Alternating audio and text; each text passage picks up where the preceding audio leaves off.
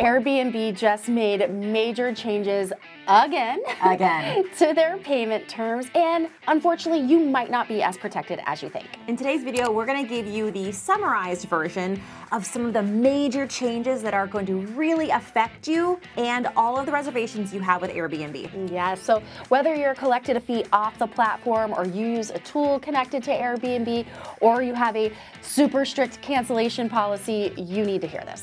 Hi, I'm Sarah Karakayan. And I'm Annette Grant. And together we are Thanks for Visiting. We've been hosting for well over a decade, welcomed tens of thousands of guests, and earned thousands of 5-star reviews. Our portfolio continues to bring in over 1.5 million year over year, and supported not only by the industry's leading brands, but also some of the biggest media outlets.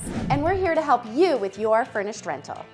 I got an email on June 26th. I mean, everybody got an email. You probably got an email too. Don't ignore emails from Airbnb. Actually, I have all my emails that come from Airbnb go to a certain folder. Yes. But I make sure that I check that folder because a lot of it's like, so-and-so left you a 5-star review, or like, you have a new reservation. But when they send out these emails about updates to their terms and conditions, you do want to pay attention, especially all of you out there who are only on Airbnb, because those rules that you have to play by or risk not getting paid, getting delisted from the platform, I mean, you should really understand what the implications are. So on June 26th, we all received an email about updates, again, to the payment terms and conditions. If you're a new user to Airbnb, this will go into effect when you sign up. For the rest of us, it'll go into effect on September 8th, so you have some time to decide. And I do want to tell you, I'm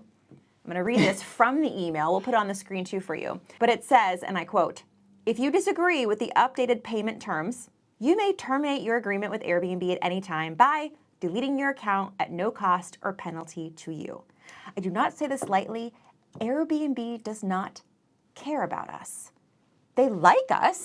They want us to join their platform. They want it to be somewhat favorable for us, but they don't need us. They have Maybe that's more fair than saying they don't care about us. They don't need us. I'm going to sugarcoat it a little bit. I think it's and more that of is like, more of a touchy-feely. Yeah, I am more of like a they don't care. They don't need us. I'm going to say they don't need us. I think they care a little bit. But we'll let you decide for yourselves. But either way, they don't need us. Right? I mean, they need hosts as a collective, but unfortunately, there's not some giant movement to really like fight against the machine of Airbnb. And so therefore, and we see hosts every day who are just on the Airbnb platform. When bookings stop, they try to figure out ways to hack or figure out the Airbnb algorithm so that they can get more bookings. Instead of what we want you to think about is how you can take control of your booking so that you're not beholden to all of these rules. But in today's video, we're going to go over what these changes are and how aggressive they are as well. So let's dig into what has actually changed. They are reinforcing, Airbnb is reinforcing that they are the processor of payments for the reservation that you have earned via the Airbnb platform. So you cannot take any sort of payment off platform for a reservation that Airbnb gave you. So again, if you're doing any upsell, if you're doing early check-in, late check-in, if you're doing pet fees, you need to be forthcoming with those ahead of time, and you need to process them via Airbnb. And they're making it very clear that if they find out that you're making a payment off platform, they could withhold your payments, they could delay your payments, they would not cover you in an instance of, obviously, if there was any sort of air cover issue that went down. And I'd say they might be as aggressive to just delist you if they find out that you're doing this activity for that, quote unquote, the reservation they gave you if you're doing anything off their payment platform. All right, here's where majority of today's video is going to be spent is section 2.11.1 and 2.11.2. And we're going to give you these sections so that if you want to go and either have your attorney look at them or just do your own. Did we say that? Asterisk, we are not attorneys. We are not attorneys. We are not affiliated with Airbnb in any way, shape, or form, and we are not attorneys. And I think this whole video we're going to say things like, our interpretation, people's interpretation of these sections. We're just out here doing our best. We are just out here spreading the good word to all of you. But according to those sections, hosts cannot disable the reserve now, pay later, or pay part now, part later options that are presented to guests. So more and more guests are going to have the ability when they go to check out, when they go to reserve your property. And it is, we just booked a short-term rental recently, and that option came up. I was like, oh, that's like nice. No. Like, it broke it down. I'm going to go to a football game in Michigan later on this year, and we don't have to pay for, I don't have to put $1 down until closer. I would never leave a host high and dry like that. It's just not my character. But it clearly told me that if I wanted to just cancel later and not, and not make the first payment like I could. So right now I'm holding these dates from other guests from booking. And that's where... And not $1 down. And again, the key words here are this is something that you cannot disable.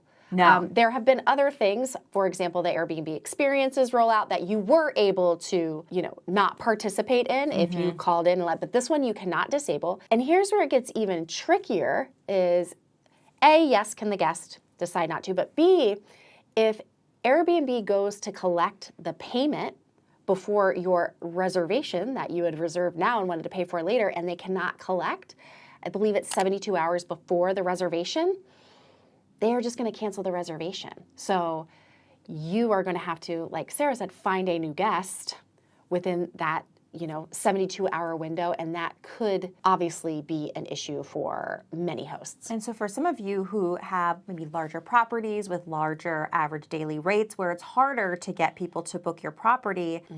And your booking window is, this one could really cause... Because I'm even thinking, for us, and the kind of properties that we host, it's actually not that hard for us to send an email out to all of our subscribers and say, hey, do you want to have a quick getaway? Like, our average daily rate is lower. The likelihood of us enticing someone from our email list to come out and stay with us is a little higher than some of you who have larger properties. It's like, especially if someone 4-bed, 4-bath or higher property within 72 hours to make that fun. So for all of you with larger properties, I would have a nice little cushion financially for yourselves to see how you can, not to see how you can, to make sure that you are protecting yourself financially for that month of revenue if it just... Be prepared. Be prepared. Up next, Airbnb initiated refunds. They can override our policies, aka like our house rules or things that we have set up. They can also recover this entire amount from us, and it can be regardless of our cancellation policy. So let's say we had a stricter cancellation policy, but Airbnb sides on why the guest needed to cancel, they can go ahead and refund them. Or again, like we said, if we have other policies in place and the guest wants to dispute that, it is up to Airbnb. They are the payment processor. They can go ahead and initiate those refunds. They're not only the payment processor, they consider that guest Airbnb's guest. So for example, this actually happened to me where I have a house rule that if our Wi-Fi is down it's not my fault, like the service is down in the area, that we don't have to offer a refund to the guest, for that amenity being out of order. Thank you. However, if the guest is like, I don't like that answer, and they go to Airbnb support and Airbnb support sides with them, they can take a portion of revenue earned from that stay from me and give it to the guest, and they did, even despite my house rules. That's for real. They can also cancel reservation and revoke payment if it believes the host violated a policy, regardless of whether the stay was completed or not. And so the initiated refund, you can check out those words in section 5.2 of the payment updates, which we'll link in the show notes below. And the cancel a reservation and revoke payment from a host if Airbnb feels that we violated some sort of policy can be found in section 13.6. And you'll read these things. Listen, there is a lot of hype going on right now in our short-term rental world. And Annette and I were like, whoa, whoa, whoa. Are people overhyping this? Like, let's dig into these policies. We even have Colleen on our team who is very detail-oriented, very analytical. And she was like, I don't see them saying this exact thing. But my thing is it's worded in such a vague way. It's legalese. It's legalese. And you'll see it. they'll have you like, as according to these terms, they'll link you to terms that are over here that are like and super long. There's like a lot of grids in there too, like what was the policy before, what was the policy after, and it kind of just gets confusing. And I was like, Colleen, I hear you. I see that it doesn't say this exactly, but go read it for yourself. Again, Annette and I are not attorneys. We are not telling you that these are exact facts, but I can pretty much confidently share with you that Airbnb is going to do what it wants, when it wants. When it comes to reservations, they bring you for their guests and their payment Processing. Yeah. All right. Here's the one that everyone's talking about. Go ahead and look at section 3.11.2.3 and decide for yourself. But it's understood widely from a lot of smart people in our industry that if a guest initiates a chargeback with their credit card for a stay that they had via Airbnb, if Airbnb wants to take those funds from you, From future payouts, right, to cover that loss, they can. they may debit the host's future payouts. And if you are on Vrbo, you may have encountered this before where you are the merchant of record and you have seen a chargeback from a guest. And if you have never seen a chargeback from a guest and you're in this industry long enough on multiple platforms with a direct booking site, you may encounter this, so become familiar with it. But Airbnb is basically, there's vague messaging now that if a guest disputes a charge, even after the stay is over, even after you've been paid for it, that they could and will debit your future payouts to resolve the dispute. Yes. Now, here's the thing. Like, we were talking about this, and I don't know that it's ever said on Airbnb that, hey, if a guest disputes a charge, we'll cover it for you. Thanks for being on Airbnb. Like, I don't think that's ever been the case. But the fact that it's outlined now about guest disputed charges and how, hey, just letting you know this could happen. But here's the deal. We want to encourage you to have direct bookings anyway. We want to encourage you to be on Vrbo anyway and other online travel agencies where you are the merchant of record. So I don't want chargebacks to create fear within you. Smart business operators and financial advisors will share with you that you should just build in chargebacks to your yearly budget. Yeah, just expect them to happen. Yeah. It's just like your CapEx and what you need to be planning for repairs. You should also be planning to have a refund, a chargeback, something, in your business that you need to cover. Yeah. All right, this is what we got to do. We got to dot our I's and cross our T's, okay? So you've got to make sure that you're playing by the rules. So again, go through all of your booking communication process. Is everything super clear for your guest? For any of your upsells, any of your additions, do they know how much those are going to be, how you're going to process them, when they're going to process them? If you are by chance using another software, make sure that is Airbnb approved API integration, which some of them are, but we want you to confirm that. We'll put a link in the show notes to the Airbnb approved partner page. So that if you have a piece of software or a piece of tech and you want to know if it's officially Airbnb approved, you can check that list out. It's an Airbnb page, so you know that it is. And again, if you see other people in your market maybe doing something differently, or maybe they're still doing the upsells or the fees in a different way, don't be like everybody else, okay? Because you don't want there to be any sort of complaint or claim or anything like that that you are going to be held liable for. So we really want you to shift your mindset here, is that Airbnb, this it's not passive. You are on their platform, and we want you to make sure that what their rules and regulations, they are enforceable, but we want you to protect yourself as much as possible. And just know that, like Annette and I were discovering as we were sitting down to record this video, it's like, gosh, Airbnb has been doing a lot of updates and emailing us. They are tightening their belt. And being very clear that we are on their platform.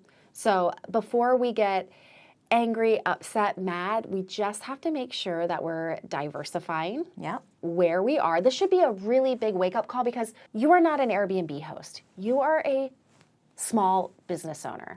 And Airbnb should be a tool in your tool belt as a small business owner. So really just zoom out, think about them as a tool, and how are you protecting yourself, not only on their platform, but your entire business, your entire assets? And we want you to be diversifying. And then again, just always thinking about your direct booking site. And then that way you can have more say, more control over everything that's happening in your property. And let me reframe this for you, because I think a lot of hosts get panicked when we mention those words, direct booking, because it sounds and feels like a lot of work. This actually happened inside of our Hosting Business Mastery, which is our private coaching group that we have. And we were talking about these policies with some of our members, and then they started having these conversations where, well, then what's the next platform that I should use where I can get a lot of bookings? Like, I'm on Vrbo and I only get 1 or 2 bookings a month. And it's like, the goal is not to find a platform that can give you all of your bookings. What if, let's say you have on average 6 stays a month. Some of you might have 8 stays a month. Some of you might have 4 stays a month on average to get you where you need to be revenue-wise. Think of it this. What if you had 2 bookings from Airbnb, 2 bookings from Vrbo, maybe a booking from a local channel, and maybe a couple bookings direct? Does that take some of the pressure off? You don't have to have right now every single reservation be from direct efforts, but you should start inching up that percentage of bookings and where they come from and having that direct. That just gives you more diversity. So if Airbnb does delist you or withhold payment or what have you, it's not so detrimental to this business. I mean, you spent a lot of money on the property, a lot of money decorating and furnishing it. The last thing you want is for something that was misconstrued or not your fault to really just completely crumble your business. Yeah. So that's not a fun place to Make some moves today to diversify and get a strong foundation for your short-term rental business. Let us know in the comments where you've had success diversifying. Let's help everyone out. And if you want to learn more about the payment terms, we have a video about the May changes that Annette and I were talking about, making sure that you have your pet fees and your early check-in fees and your upsells all listed in your listing. There's a lot of specific stuff that you need to do to remain compliant with your Airbnb booking. So check out that video. It really lays it out nice and clearly for you. And with that, I am Sarah Caracan. I'm Annette Grant, and together we are Thanks for visiting.